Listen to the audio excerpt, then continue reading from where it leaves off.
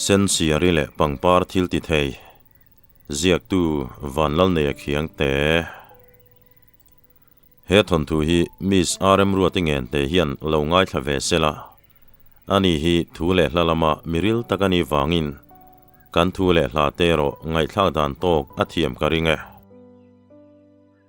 ro tuitla chuan aramate kom thlang kor chu athuan he hle ni turani ari khianari hum maya reilo te hnuwa arua suri buan po are vele ta leishik shamri le aral khat hlataka tanga uyan bauri po hriatur om ngal zat mai kom thlang te ui bauri wangin arama po amuhi lai chu hara thau chuang ngalin tuidona tanga tui fari ko hriat chuan ruahan ve toni mo ti le zung turin pon lama chuna chuaka chum chuan tha po en na pe tha thei lek lo hian alo hlia khu ne hle hi lo nia zandang ang chuni se ram hnuaya engemotin silai nen kan mule reng om sia tin arama chuan ram hnuai pilril takan tei kwal vel chu a chak hle mai ma se an kom thlanga ui bauri chuan hlaw nei ti hriat takhian a beleu tatur tuara chuti taka uyan beleuri chu rugru ten niang a tin arama chu an kom thanglam hoi chuan akala fialo ruai hian chingnewar lian tak mai hi hmuwa tumlo deuh mai hmuni wangin akat dora ma se chingnelaman hoile chuan a bole dai mai chutia mutura in chunga lu felle meu chuan zanlai dar som pahni aritoa khuma chuan muin amu hil thei reng lo an ngai tua le ta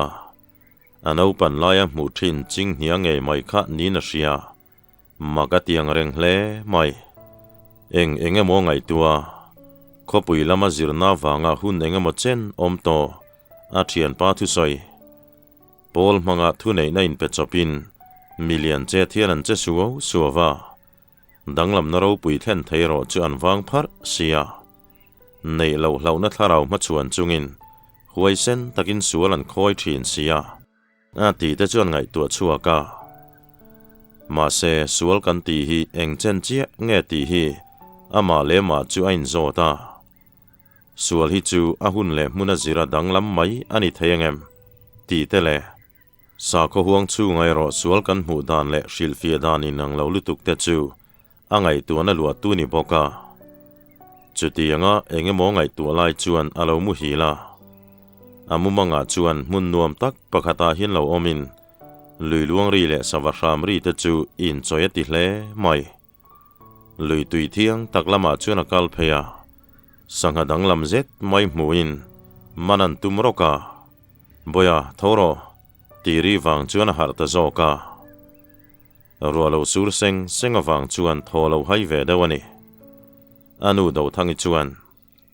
cho in ei khamila vok cho tur chang eli put mai ngayang tin tuk thuan chuan barta heti lai hian aramanu chuan hei boya izir zom le na tur hi han tuak tang phot mai la man mo lei thei poni lo hiya an ti chuan arama po chuan le khan zir zom le em po hi ka chak lem lo na wang bok sia mi thil ti thei fa ni lo phei chuan thila har sa le zuala an ti chuan anu chuan engpo ni se ahun ten thleng phot sela kan la soile don nia hei thian committee ama I thian te po hian an nel viau chain ka ria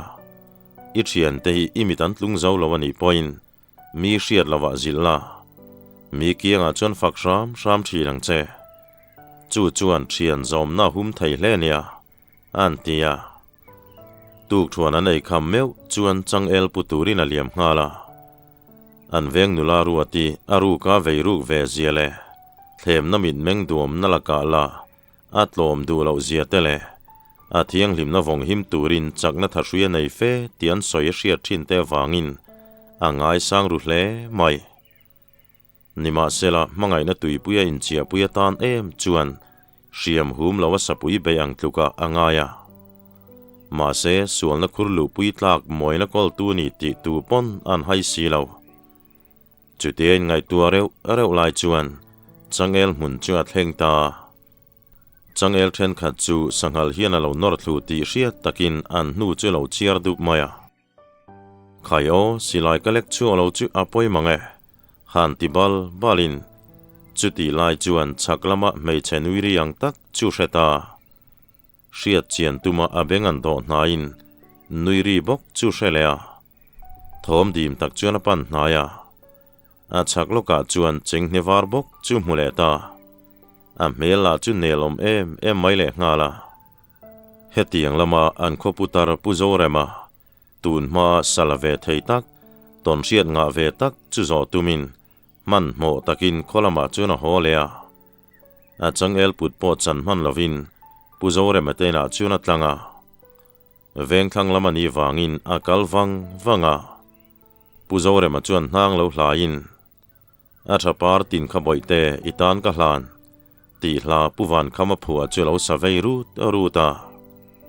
e khai puzo ilunga valeng omve wanglai hun ngai ni lo kurdup mai ni mo arama chuan an tia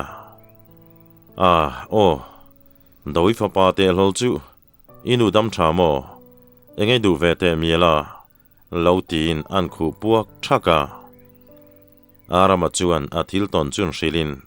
puzo re ma chuan hote thingpui hangdom chungin ian kam keu donang miang tin in chunga chuan an in zuilu ta thingpui sen hang saver vor wemenawa chuan khat lenglongan thlin puzore ma chuan shok bokal ral khophian thingpui sen chuan lema ente rama kan khuwa bung zol hi voini thleng hian aramala changtha em maya tunma khan aram lama mani to ka atal tampol takani vea eng mo chu ka tonga min zo po hian chumbung tak hian ka chang mai thina ma se min tonan nei ve thungero chuan pui theina te ka nei mial ma na tin engemaw hi kalo soipui ve boka lo ka mual ponom ka ringe nangpo khatiang itong ani chuan mumang lama po engemaw han ngai bel turi tong to mai theya emo ila tong don poni ma na hei silai hu min aram lama keipen ve fowa zuam tur chin te hi hriat ve turania kum sang kha zakua somriat pakuange somkua zo kha ka chiang talova tin athil ton chu ti hian a soi than ta thian pa arawa nena kan ram chua tum khanin ka hria chura vuak mual ti kan phua fiam tak ngo chung soning ngea thian pa hi zudu mi takalo ni nen ka phur ran lo khop mai a chan chu arui hian tra pur le aw vak hi chinga kut benga kan ho ka hlawani ma se hemi tum hian enge hriat te reng ni zuron keng lo tlat maya ti chuan zan ni riak turin chura vuak mual kan ti mai chu kan pan ta a hlat vei hrepa wangin tlailam dar nga a ngo chung chu kan lu ta aria buk ten sual chopin zan ria kanai kham fel meu chuan kan mu ni deuh dera atu khualo var chuan kan saka tur hnu chuin kan in then ranga keiro chu kan chak tlang lam bong pathuk vu mang maya pong deuh lu lama chuan anak pek zong in kalut chowa ka thian pairo chu a kho sak dan ka hrezui lo chumini chuan engma ka kap lova amairo chu thian pa arwa silai ro chu voi hni ngot apuaka aria bu ka thlen le meu chuan arwa mela chuan thil thalo engemaw mu nei ti ka hremaya kan zo chuan ani chuan khatia kanin then ran hnu khan fing hni vel chu ni mai thei sangal hnu ka hmua a hnu chu luikor lampan nin ka hria luikor le lam chi hi changel kung panga vel oma chulai chuan a hnu lo chiar dupin a chaklok thingkung a om hun tha tok tak ka siama reife kom hnu chuan sapuyaron langta min hnung chon zong hian zoi muang in akala changel kung bulvel chuan nim le deuh vut thina mak deuh mai hian kalam churon hoita ma se nula mel tha deuh mu hian ka hmutlatani chuti chung chu reilo te ania a mel chu thak lein pitar mel ang chuan ka hmule ta engtik line nge ka silai kha ka me pu po ka hrelo chu sakei mak sak zet mai chuan hovat ro dai lo tura min ron dai lu tani hong mo atlang sang pui kiu vong vong tina nui ta uar maya nui ri chuan ka thawa min mana ka ke che po fu thei meu lawani tina la khur dara kei chuan I musuala ni chu ka ti du lem lo a chan chu am dana tangin do ta soi lo ti chianga chu a thil tona chuan enge kan ton do nemo eng tiam malau chi nge niang tin ngai tu na ka senga a ro bula chuan thiana chu tiang chu kanom dana ni ta sia patling chu velem han hole top mai chu atlom thak bok si nen kan ti chuan nia adikalom ma se in chen sang to lovila kan in zui zel mai donem ni atita kei chuan nia irot na chu ka pome tin mutur chuan kan in siama pona chuan mei kan chep waka kan but san ta ni zan lai vela chuan kan buk pona thom ri ka hriat chuan tho chua karual ngala pona chuan pitar zang kul khin khen hian kan mei chem wam to tak mai chu molte hian alo thaya chutiak en reng lai chuan atak sa chemi silo hian a lu ringot chu ronin hera a beng thleng mai chuan a kare chu zawa a nui vur mai le ngal chuta miron chem chu taksa chu ma hian vota luta chu chuan ka mul thi ti ding ur mai in hovat lo chuan in thian dun chunga hian thil thalo taka thlengang ti pa chuan sot vakin a bota daya ka hlau lo chu ka tilova ma se chiang taka huai ka mu voi khatna nia an thom ri te chu ka hrefo toa ma se khatiang taka chiang khan kala hmungai lo chu wang chu ni ma na kan ham hai deuh chan po kha mut kan tum le ngial po chuan kamu thei ta reng lo maya coffee cha don vel chuan ka lo ching ve seka thian pa aro wa thoma chuan ka har le ngala ti chuan ma takin chokan aya aro wa sapui mu na lai vela chuan kan phei dun ta engemaw chen kan kal hnu chuan aro wa soi na lai chu thlengin rei tok fang kan thun hnu chuan sanghal lian thanel nol tak mai hi kan ka pa chun ni sat lai ma ni se ngon nuai pik tak ani wangin a thim deuh ruya hemi tum hian alom sain chuin huai ho nen chuan kan in bei tak ni thian pa arwa po tun thlengin tong thei lovina om pha chu wangin nang po ram chuak thanginia a poimo ber chu in rin tong na nei hi ni tin kan bul vela thingro le mauro lo ompal hlawani phei chuan mei chua vat thi fin thaka chu chuan na sa takin kongro asuni tu nai thil tonin soitak po hian engemaw hril du che anei ni mai theya huai ho hi in do ve rengan nia tin kan hmuang ilo hmuni point chu a fin thak berti hriang che han ti dapin engemaw soi chuan an nui le hak thina ti chuan arama po ho tura ding chuakin puzawa chuan khai hoi tum mai am ni an ti chuan ti tur rul engemaw ka nei ve nuala ni danga kalaron leng le don nia tin pon lam chu pana puzawa chuan pon thlengaron thlain avai liama chuti lai chuan arama chuan thilmak deuh mai hmua pathian lam reng ngai saklo pumuan puya bible zakze chungaron kal chu hmua anin to chuan pumuan puya chuan khai aram makpo min ti mai theya kadem lo chenia hei engemaw ti lai khan pathian lam ka ngai saklo hle ti poi hriat kha ma se khang hun lai khan ka lo tui hal em wang zo ka lo ni hei zanin po chonghei tong trai kan nei dona rui hlo ngai te ta na nia lo tel ve ta che in chir hau lawang lo tin arama chuan ngoi te imumang chu ni em lo mo avamak vele nghe nia fi min chang zok donem ni a lo ti fiama takin pumuan pui ke chu a tha chu tiang chuan nun pui a tha in ti hi ka pom ve ngot thei lawani a chan chu tha in ti kha chan na tha tok takin siam lo chuan emo dik kan ti te dik lo kan ti te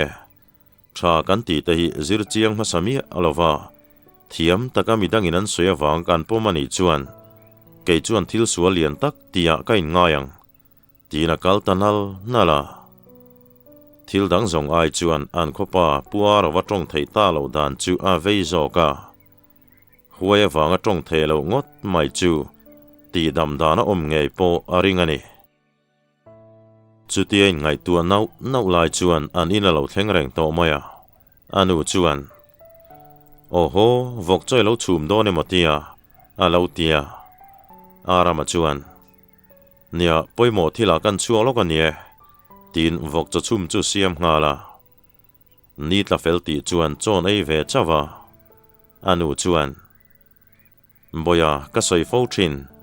thil hi I mu le sia ta tang hian thutlung na siam ngal vat lo tur ka ti kha I she fo wanga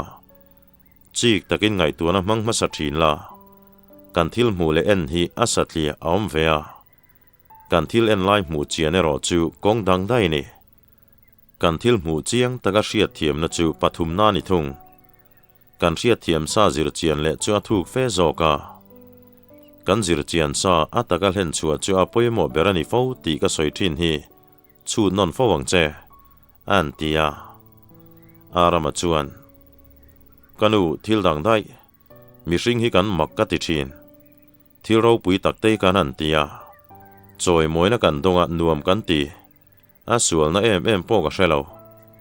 ma se manita na thil ro pui ti tum tlat mai ro chu ka hre thiam thelo tha po ka ti lo tin kan pa sor kur tar te hi a tha theyang berin kan thuama tu ma pon len lu ngam to lo hi in tha tak taka chi ko shanu pa ho an tama ke ni na nga te non kal ve thin sela ko ran sum tu na le kha keng chi hian anon kal pe ya enge mon om zia hi le tu ma hi hetiang ko nga chon ka ring lo chu ni sen sa po hi ka ring hlel tarum rum mai an ti chuan anu chuan te ngot che chuana chu tiang chu ni ngai tu na mang reng su ti na lo zil hlaka zan rian bar zo nu chuan an veng nu la mel tha ruati tein lampanin arama chu asi de ne na chuaka ruati hian du ve deuh hian a hre thina ma se mei chia reng voile khatarin ngal na hi rilrunat nai na zui du chok thin tia chianga chu zan la chu ruatui tla tu rom lova a boruak chu thiang ku mai van arsieng moi takara zan chu zong lo sham neu le nau pangan pon to thom ri ta chuan bung zol khuwa chu ati nuam hle mai arama po ruati tein chu thlenga an veng tlang valom thei fa te chun lo kim deuh thup mai ruati niu chuan e khai aram lo ka ro mate hei arama po hi a sen hang khana du veng lo thit ve nga ro tin ruati chun mel arala in leng neu chunom nuala then khat khopui lama in chia pia deuh hlek ti danga then khatin vai lo mun an lo soya van lam chan chin lo soi to kanom boka chuti lai chuan arama chu ngoi renga ruati chuan aram nang hi zirzom le tei tu mem tiaron biak chuan tlangwal dang te chun ngoi deuh thapa anila taka ruati puan bi kara achon no lang po phek mai le thlina pon fe na chem zonga lang tur chin ba kalan hian tlangwalu chu herle dual mai thina ni hetian ti lai hian rem ruata zurui churon lutin aron khivei song maya ruati nu le ruati chuan thiam takalo dong songin an lo kom thiam viau maya muan puya chuan rem ruat zu hi ngei theinia hei zu wangin nu painin thena in nu lan nal le to na samai sinen in nei le to mai ro a lo ti tharoka rem ruat chuan nang ni pom matrikin pass nuwa primary school an chainal e mai tin in lut le du big donem ni a lo ti zat maya ti chuan eng ma soin chura vuak mual ngo chung lama chuan an kaya tlangwal pakhat chuan mani deuh khan phei cham ke hnia kan hmun tia solai ngo chung sa chu amak ve deuh chu ni mingau ho po zir chiang turan on kal khan hlau bak le ngin an tlan ho ni khamo tu vak ma hi an la lut ril vak lo ni mai thei phei cham te po hi an la om ka ring vakalila nam thuila enga modilila thang an ti fiam thu zuya rem ruatala chu thil enga mo alo shave zul maya phei cham te chu chutia zuam ngot chi ni lo ni o man lai pon tlangwal pakhat hian lalbeng be ot em maya aram kalna phei cham lo tu chu mulau mai nen a kai thowa phei cham chuan tholovin rang takini du soila ka pedon chenia atia chu tlangwal chuan rang zet hian lalbeng be an tiliam puata ma se phei cham chuan lo hre sual nge ni chu ta chin chu lalbanga bet tareng mai ni ome an tia chu lo le po ko chak lama kan u naw pakhat chuan du thu sam vea thi theilo nat theilo tia tum kha a soi sual pala thi theilo dam theilo ati ni ome a du thu samang nge chuan dam thei bok si lo thi thei bok si lo wina om tareng mai ni ome an ti chuan arua ti chu nui za em maya aramala chuan chutia arua tian nui vel a muan hup te chu in me ti hle mai a thin lung dum de mei det khat chung lek chuan ata nei ngal ringot mai sia ni het langwal arama hian ati sa le tharau chuan atum tok don lo ti hrema se a hmangai ro tu hnuaya ma aleng lo ti hria a in dem du bik lawani ti chuan vuak mual chan chin an soi kai le a ruwa ti chuan kan jinga hi chuan aram hi aram bachal berang a aram solai ngo chung so nangi kal toem ti pa chuan an nui se ya aram chuan ango chung taksa chu kalakal bik lo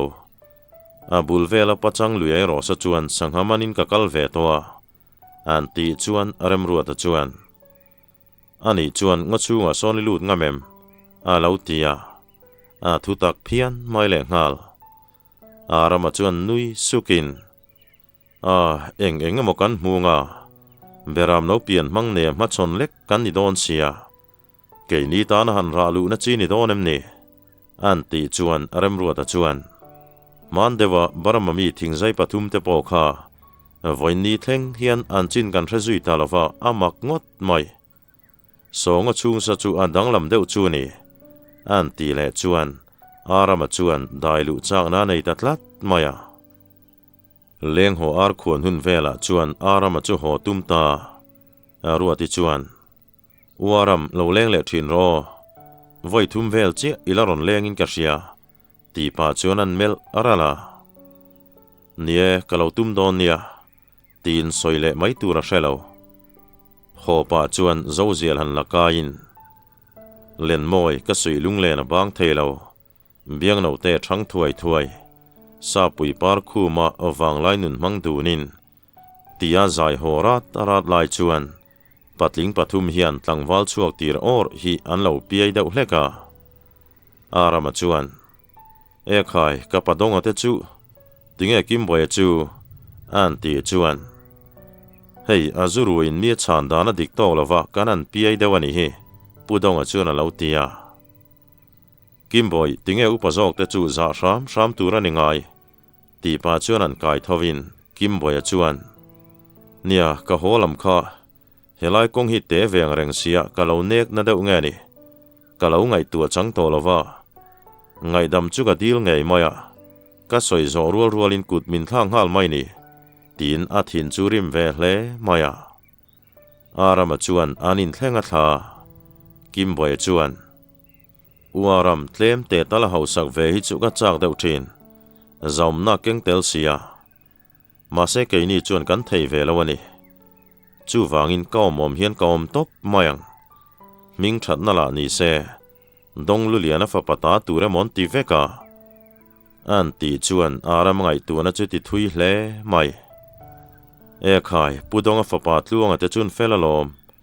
ming that tei chak vialo turania tui huang chau mai ania arei tak ngai lo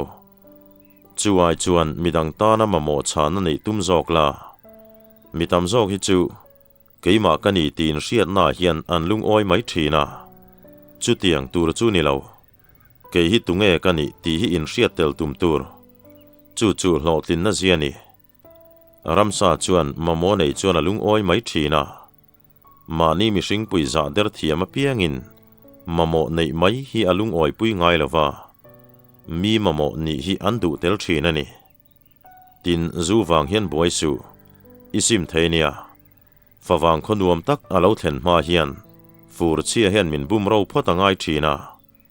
chu wangin heng zaum na te ming than na te hi mi hringa bet kan ni chak em ten nia ma se heng zaum na le ming than na ringot tho hi chuan arua thim pui sur zo ni zung lo lang hi amoi danan soifia thiam to thin lo a chan chu nun hi azira zir chua chi ni tlat lova eng tigai mo kan khotlang mal som tuilani ngei karingani tin anin thla ta arama chuan thil tam taka ngai tua hau salutuk le re theilutuk hi vantlang ni ho na tha dal tu ani ti te vantlang le khotlang tha chuan mitin hena khuarelin an chan vo siam sak ang theu apengei turani ti te chu angai tua zui nau nawa ti chuan ina thlenga kim boya boi puire do boka zan polo review to mai ngoi reng chuan am ngala amu manga chuan aram hnoi mun khata lo omin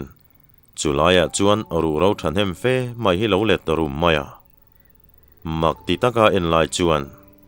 makti su aram tinaron nui haka chutiang reng me che omoi le nal chu avoi khat riat nani chu onal zet mai nei tu nula chuan aram ivei em in khopa tong le theina tur chu helai ngo chu nge hian adam na tur chu omasin ma se he ngo chu nga hian ke ni ho mai ni lo huai po antama huai ho hian an ta nei hle bokani mi hring lo kal reng daman chua point trong thei lo mo talin an chua thin kan puina wanga chuak ta hi pakhat chi ala oma chu in khopa zore makhani ama kan ven nalama kan u nau nu panin liam na tak an torpha chu wangin ilokal ngama in khopa tong le theina turi du tak takani chuan vuak mual ngo thlen ma isanghaman na thin bula khan pangpar danglam takalo danga chu pangpar chui la ni chuan he ngo chung hi dailut ngama kangayang ilokal hun tur chu manglama bok karon thil don chenia tin atong chu hlatial tiala boya thingpui ka siam fel tonia thoto role anui naron ti ta ka chuan arama chu har hlolin a tho chuang ngala nilo chuak tan tir po chuan min mulo palange ti niom takin aron chuak moi em mai tlangwal le nula jing tui chu po an than hem viau maya no pang then khat la se phung lo boi pui tong la bo lo mi hring kami kher an huai du an ti thina wangin ek thing to te chun hai pher nok maya arama po jing tui choi turin trin nen chuan aliam ve ta chuti lai chuan alo ve ruk em ruati le pudonga fapa tluanga in biak dana tangkhan engemaw om chuan a hretlat maya aru kina nual roi thei hiala ma se in siam thavatin ruati chuan uaram zanin chu lo leng le ro vuak mol ngo chung chan chin ngai nom takan soi ho le don nia an tia tluanga la vairam lama hun engemaw chen zuk tal toni boka ruat ai ni ti war belcha aron ti vela arama thian pa a soma nui chu lo zangang mai aram milong hak te voinlam enge thoitum deu aron tia arama chuan vuak mual nga chung lu ma pachang lui kan ti maya khuan len khang ka zar don nge mani kalautia an ti chuan kalokal ve teang khulai bul vela ma nian te vel hi ka chung te hian an phal lo tlat maya tun trum chu nang ram vachaliom boka karon zui ve teng che tin tui ko chung chuan an ti bora tu thuan an bar fel chuan a soma chuan aram in siam pe to mo aron tia arama chuan khai ibong ron nei zong ron keng vek ti naim ni tia lo nui hukin nie luidunga ta na ken cha kom lo tak ken lo the lo te chun ni nok hloma ti chuan pachang lui lampan chuan an in zui ta aram venglai mual kilin pathum zinga chualam hoi mitin loile na tan I tom em a khian I tum lut ve fo to lo mo tinan fiama aram chuan khisukin ruati ki chu ala naw deuh chu ni ma se mei chi ei zong in chunga hi chuan an lang no pang thiam viawa tin om zenei zet chuan a soma chuan nuya nie zopa ina nana na chuan duelo ve tak chu ni khi lova lion thing toy put tun khom le mau pueng amazat in del thua trun mai te kha alo thol deuh huai chunin kan bel chianga pudonga fapa khan sei puine na lo vai ma mi mai ni ome ruati la chuan I ha tong chol toro alo ti ve sek bok nen nge thilom zia anti chuan arama chuan ke ni zong thiana sum kan nei lo boka in ngai zona konga po hian suman chelek ve zel hi angai ta nge mei chia zonga minu ti hlo zawang hi kalatong lo zong ni tin a mela tanga alan dan chuan adu ve hle ti hriata aso ma chuan khai mimal taka hriat chian na nei lovin ngai dan a thlak tak mangin thutlu nei siamang mo ruati hian ilama hoi riawania nulan ni ve towa tupo an biak thata ngai lom an melte na zirbox sia antia pachang lui po an thleng ve tareng maya len khang ten zal hlanin chaklam deuh fea len an denga mak deuh mai hian arama chuan sanga danglam le moi em mai hi mua chumilam chu zoi muanga panin a len chuan an khuwa sanga thachi hlir engemaw zat chu man tamaya a so manuam tilutuk chun kuk roin an lui kalna chaklok vuak mol ngo chunglu ma sia chuan thingbuk lian tak mai lera ha hu nu pa chun lo hual reu tuar boka a so ma chuan mu tumin han thlek ngial ma se a mu thei si lo chuta an hual reu ang deuh chuan an hual reu vea a som khatiang khan tisu thil thalo kan tong palange helai ngo bul vela po hian mu thiang lawan ngam pat tho karingania tiro in siamang kan len khang zar khai zuan ang miang tin arama chuan alen chuan siam thamol mola a so ma chukal ma sain chuti lai chuan tikan lo zukal la chun me tan cheng kol karon khor thlange tin arama chuan len chu a so ma hlana cheng kol chun char tan molin sangamak le danglam em mai chu mule ta an pan nai chuan moya tikher mai Julai sangha danglam takom na chuan cheng kol hi alo thanem hle maya lung oi taka charmol molai chuan azona pangpar hi ron tlain lui luang chuan muang changin lena amumang chu hre chuak zokin arang takin pangpar chu charta makdeu main ain renglai chuan pangpar chu azopara le ta vek mai bangbo tak chuan athian palam pan chuan a chukta a soma chuan aram lo tlante khilai tlang vuak mual kan ti maya khian zong lian deuh mai ka hmua reife kanin mela anui suka kalbo dainia nichina ha hu khu rewang deuh ka ti wang kha nianga len khanga sangha kan manang angi laila I howat teang antia arama chuan ram hnuai hi chuan film khur turania tiro in siamilai homayang tin len khanga sangha angang chu lain an ho ngal chu ni deuh maya khuan thlen meu chuan a tlai deuh rui towa naupang then khatin an u teleng chu lo ko langin then khat an fa te ho na chang hrelo an nu tena mol nen an lo nor ho nok to kan oma zanrian ba lai chuan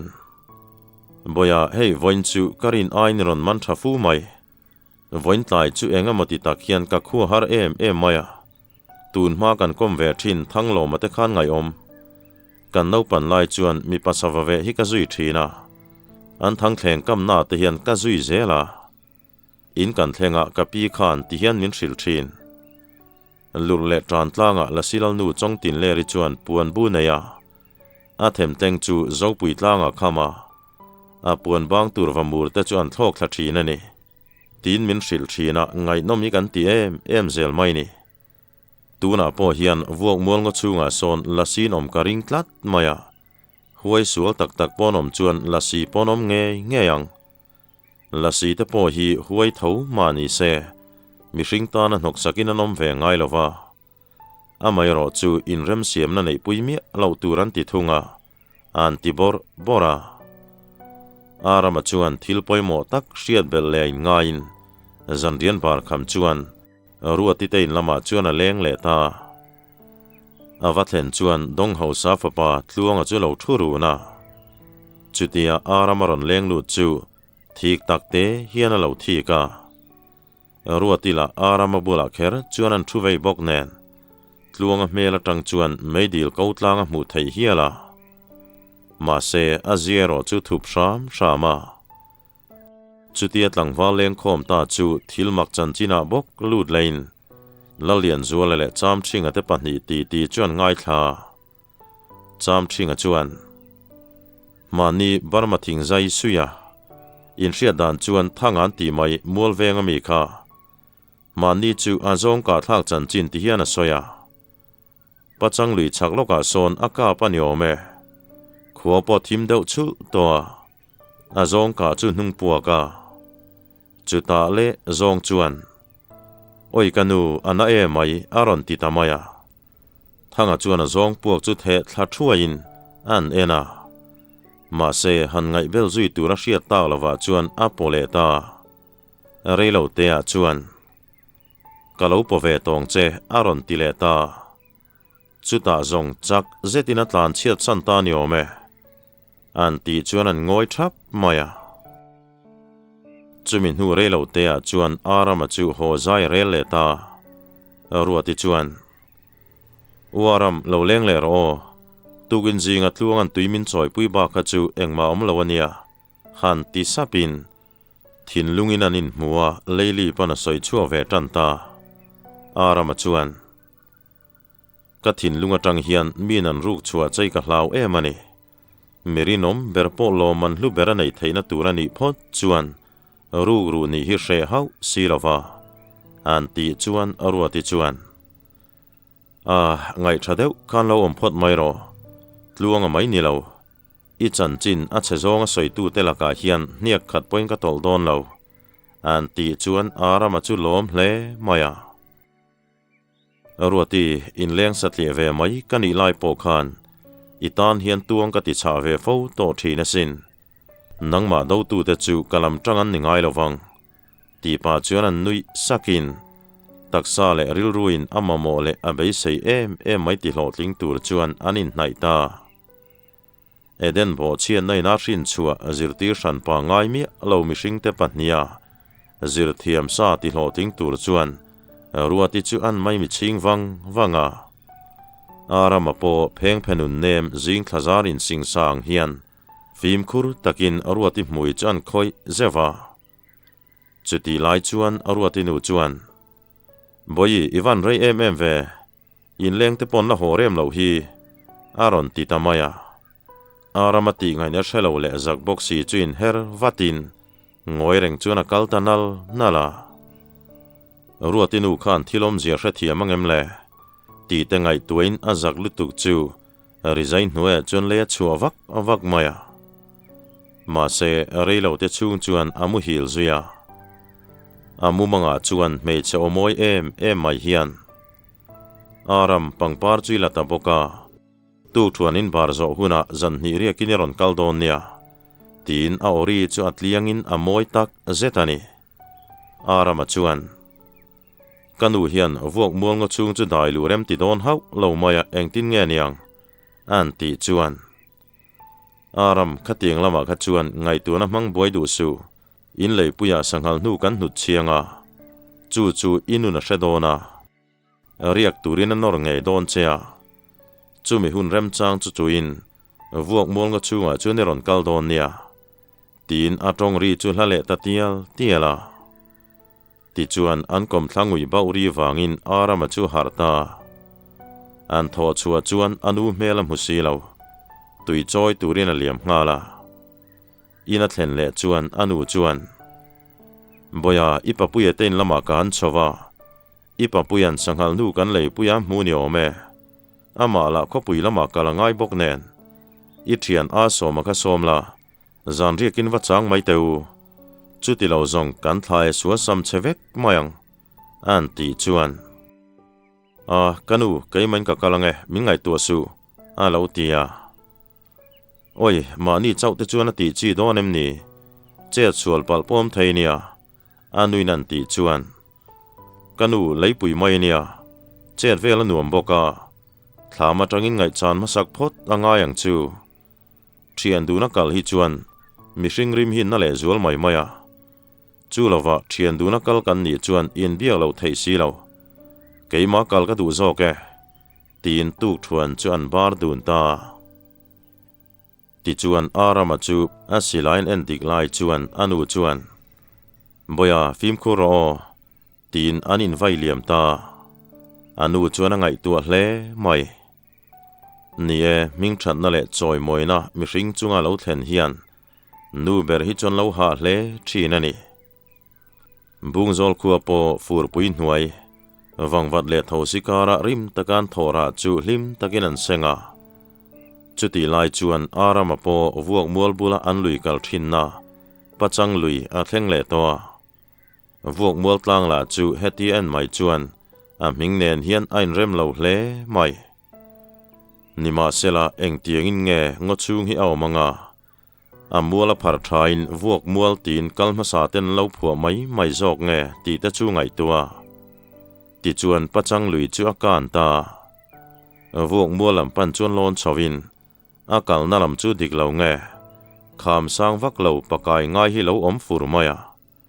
han ha chol datin reife kham cheng cheta kalon chho nuwa chuan kongru pa ngai takalo oma ma se ke pakhan nu chi chu akha to khiana mule zeu thina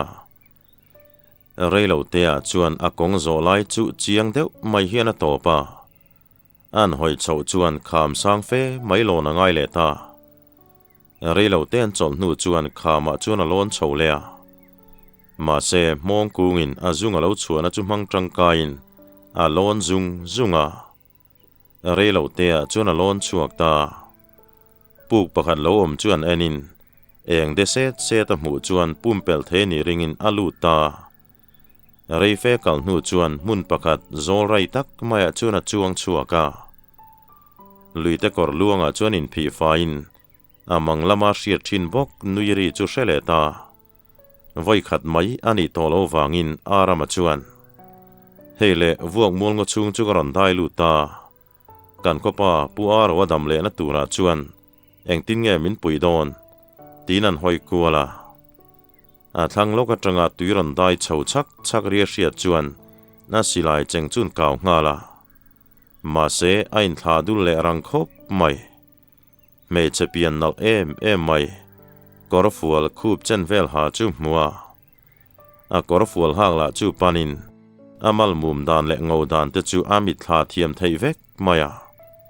chu nu chon ron nui senin a pen zonga lunglian vak lawan kan te chu chin rang kurung chayang zak mai hi nia a biang sum lang kel chuan an nuin aram min kai tu mani mo tin amit kau chu an san zawa chung te lei chuan a moi na chu ati fam ki mani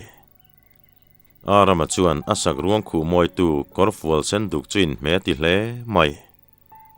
aram tinge ngoi renga ilungo oilo dewem ni tin arama chu amin mudum fia zet mai chuan en takio maya arama chuan mel tha ti kher mai tumlo dewin kan muthut chea ilano pan mel box sinen ka mu tumlo danin ka mu chelom le ati lai chuan chu tle rol mel thai chuan asam dum tle hlap mai chu lo chula a chuan mel view mai bok ni aram ka duai chuan karon tlai ni pachang lui ron kan khan ron hruai tur chekania tin a mela tang chuan lau thona nei tia chianga hoi kual pa chuan anom na vel chuan chem vaka aram he hrui hi ngonga khan orvat role huai ho hian riman hretran tlat maya baka he thile orani chuan huai ho hian an muthei don lo cheni ati rual chuan or tira ti chuan tleirol mel thai chuan mundanga kalpuin arama chuan an kalngen thlok ti po hre thiam lo makati hle mai puk pakhat zau tha em mai a chuan alu puya chuta chuan thuthleng moi em mai le khum nuam tak telo omin chung thilan mu chuan arama chu amak ti zual tela tleirol mel thai bok chuan aram ni chin khan huai ho khan min nang ching tre pani chem dar hlau lawila chuan kan buai ngotang ma se tuna chuan ka hrui pek chahe ortowa kha hrui khan THILTITHEI na Neiha niria chung huni man chuan ni ni chungang lek ani dona aum zia chu huna kalmuang don tina ni chu tin arama chabet kai vel chu an then sak mola aramala chuan athu soi chungai nomatin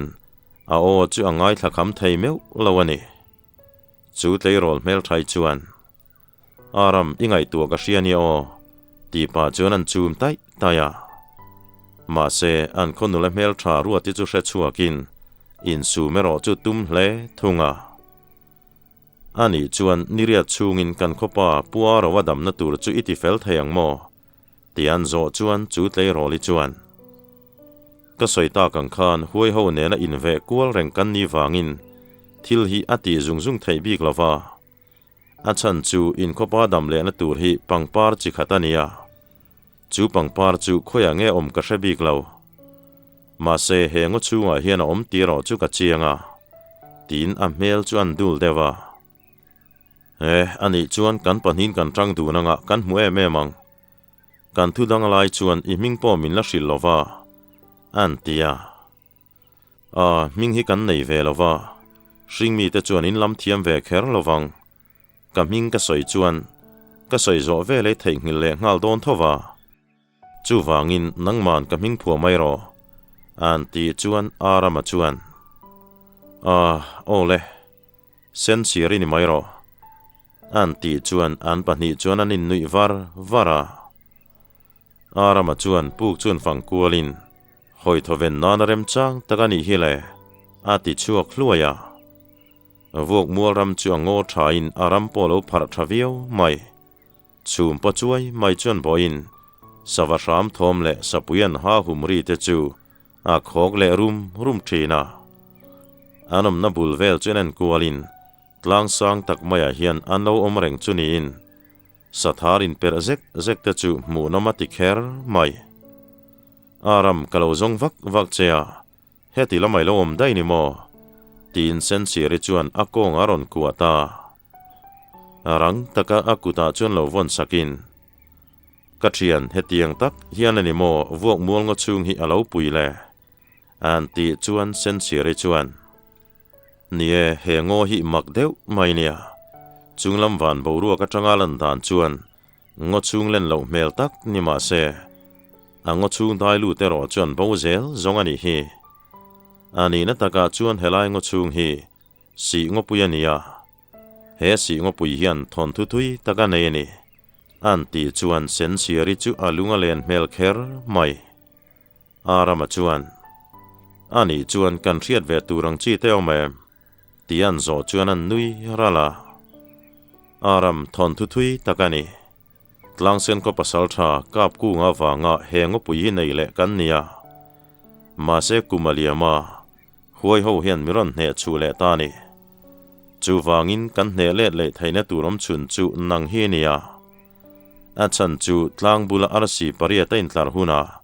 pasal tha kap ku nga tu chuan lo piangin kan tan hne na ro pui tak min chan sak don ani ma se kan ngak reya thabula arsi pariat in tlar ni kha kan tan chuan pasal tharon let le ni ani hiala sin hei ipukap ku ngai ang em mai le ngala ipu nen khan kanin kom ngeya mundanga kom bo hlanin arala ka anuna lo chana ka ngai thin khop mai tin SENSIARI chu alunga leng hle ti hriata ngo chung lama savahram ri chungai thain akut chuana khabe doma voi khat chi inui mel mule kawan chak takem ifungki le kol nam te point an mamole to che sin tin amit tui chu farta an hne na lo kir lea an tun ma hun anga mangai telai tual hlim na vor pui tum na lam ni lovin ma nin phatna midang da chung nun na du sang na tin re nga thuam moi ngai sak na tin re nga chei moi mangin thei ngil len na then na bia thu cham chu atumani zoka arama hian a hre thiam lo mai zoka ni ti chuan sensiari chuan arama kut pha chuan hum saka aram han chol ha dam lokila pangpar chi khat imamo em chu kan zong tran don nia nima sela huai ho hin tam em maya keima ringot chuan ka hne don si lo isilai mua hian bol ho engemaw kan ta tanga chu chuan na sa takin min pui don ani ma se isilai me pu piangin hun engemaw ti chung chu huai ho hian an mu thei don chea